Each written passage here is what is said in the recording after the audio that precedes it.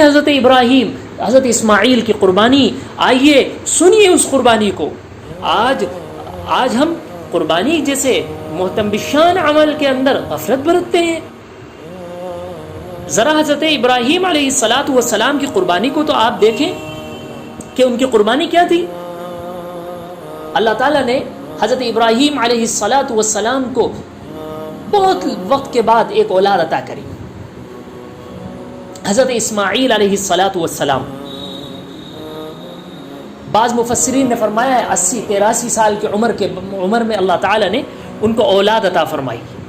اللہ تعالیٰ سے دعا کرا کرتے تھے رب هب لی من الصالحین، رب هب لی من الصالحین، اے پروردگار مجھے نیک اولاد عطا فرما، مجھے ایک ایسا بیٹا دے جو نیک لوگوں میں سے ہو.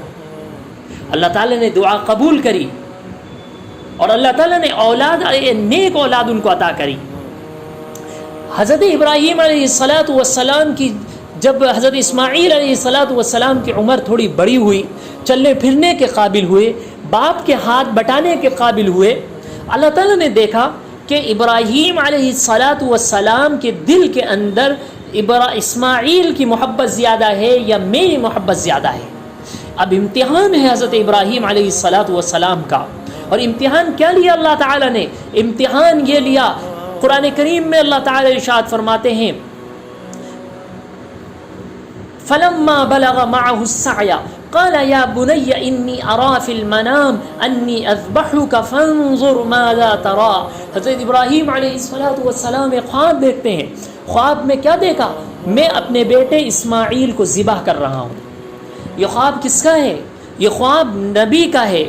اور نبی کا خواب امتی کے خواب کی طرح نہیں ہوتا، ہمارے اور آپ کے خواب کی طرح، بلکہ نبی کا خواب ایسا ہی ہوتا ہے جیسے وحی ہوتی ہے. وحی میں اللہ جو حکم دیتا ہے نبی کو اس کا پورا کرنا ضروری ہوتا ہے. ایسے خواب کے ذریعے سے جو حکم دیا جاتا ہے نبی کے ذمے اس کا بھی پورا کرنا ضروری ہوتا ہے. حضرت ابراہیم خواب دیکھتے ہیں کہ میں بیٹے کو ذبح کر رہا ہوں. اب صبح اٹھے، فکر ہوئی کہ اللہ کی طرف سے حکم ملا ہے کہ اسماعیل کو ذبح کر دو. اب ذرا سوچیں آپ، یہ اولاد کب ملی ہے؟ برسوں دعا کری ہے، برسوں روئے ہیں، برسوں اللہ سے کہا ہے رب ہب لی من الصالحین، اللہ نیک اولاد دے، نیک اولاد دے. اللہ نے ایک لمبے عمر کے بعد اس بڑھاپے کی حالت میں جا کر اولاد اللہ تعالیٰ نے عطا کری ہے. اب اللہ تعالیٰ نے اولاد دے دی. اب وہ اولاد چلنے پھرنے ہاتھ بٹانے کے قابل ہو گئی. باپ کو ایک فطری محبت ہوتی ہے اور باپ کو ایک تمنا ہوتی ہے. باپ مستقبل کے اندر سوچتا ہے کہ میرا سہارا بنے گا. اب اللہ کی طرف سے حکم آ رہا ہے ابراہیم اس کو لے جاؤ اور ذبح کر دو. اب حضرت ابراہیم علیہ السلام نے سوچا کہ بیٹے سے پہلے مشورہ کر لوں، چونکہ بہت بڑا عمل ہے، بیٹا اگر تیار نہیں ہوا تو کس طریقے سے یہ عمل کو کیا جائے گا، لہٰذا بیٹے کو پہلے تیار کرنا ہے. حضرت ابراہیم جاتے ہیں، حضرت اسماعیل سے کہتے ہیں بیٹا انی ارا فی المنام، میں نے خواب کے اندر ایک خواب دیکھا ہے، انی اذبحک فانظر ماذا تری، میں نے خواب میں دیکھا ہے کہ میں تجھے ذبح کر رہا ہوں، بتا تیری کیا رائے ہے، سوچ سمجھ کر بتا. لیکن سن لیجئے، جب اللہ سے نیک اولاد مانگی تھی، جب اس کو نبی کی تربیت ملی تھی اور اللہ کو مستقبل کے اندر اس اولاد کو جو ہے نبی بنانا تھا، یہ ظاہر سی بات ہے یہ نبی کیسا ہو، یہ بچہ کیسا ہوگا، یہ سعادت مند بچہ تھا. جب بیٹے نے اپنے باپ سے بات سنی تو فوراً کے اٹھا، بغیر جو ہے سوچے، بغیر اس میں غور و فکر کرے، فرمایا یا ابت فعل ما تؤمر ستجدنی انشاء اللہ من الصابرین. ابا جان آپ وہی کیجئے جس کا آپ کو حکم دیا جا رہا ہے، اور سن لیجئے انشاءاللہ آپ مجھے صبر کرنے والوں سے پائیں گے. ایسا نہیں ہوگا کہ میں پیچھے ہٹ جاؤں. چلیے میں تیار ہوں. طے ہو گیا، وقت طے ہو گیا باپ بیٹے کے درمیان. نکل گئے باپ بیٹے مینا کی طرف.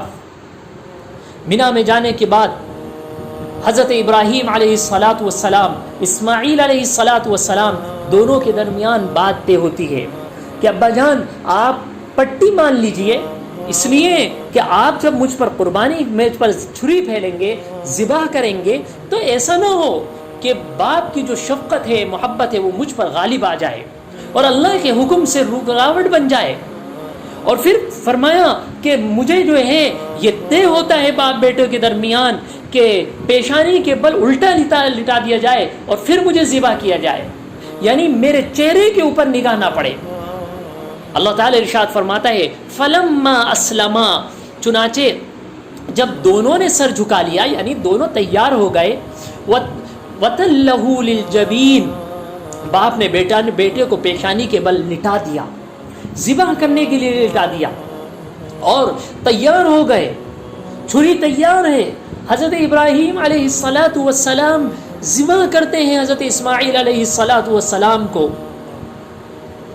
چھری پھرا رہے ہیں لیکن چھری نہیں چل رہی، اس لیے کہ چھری کے اندر کاٹنے کی طاقت نہیں ہے.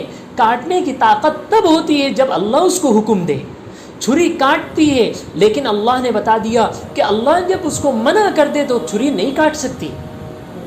اب حضرت ابراہیم علیہ السلام چھری چلا رہے ہیں، چھری چل نہیں رہی، گلا کٹ نہیں رہا. اللہ تعالیٰ یہ منظر آسمان کے فرشتے دیکھ رہے ہیں، یہ منظر روئے زمین پہ اس سے پہلے کبھی کسی نے نہیں دیکھا ہوگا. ایک بوڑھا باپ اپنے چھوٹے سے بچے کو ذبح کر رہا ہے، چیخ و پکار مچ گئی.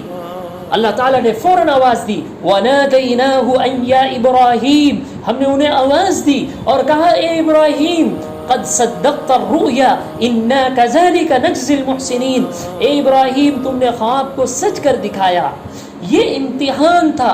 ابراہیم ہم تمہاری اولاد، تمہارے بیٹے اسماعیل کو ذبح کرنا نہیں چاہتے تھے، ہم تو یہ دیکھنا چاہتے تھے ہم نے تمہیں اولاد دی ہے، اب تمہارے دل کے اندر میری محبت زیادہ ہے یا اسماعیل کی محبت زیادہ ہے؟ اے میرے بندے ابراہیم میں تو دیکھنا چاہتا تھا تیرے اندر. قد صدقت الرؤیا، تم نے تو میرے خواب کو سچ کر دکھایا. انا كذلك نجزي المحسنین، یقیناً ہم نیکی کرنے والوں کو اسی طرح کا صلہ دیتے ہیں، اسی طرح کا بدلہ دیتے ہیں. ان ھذا لہو البلاء المبین، یقیناً ایک کھلا ہوا امتحان تھا.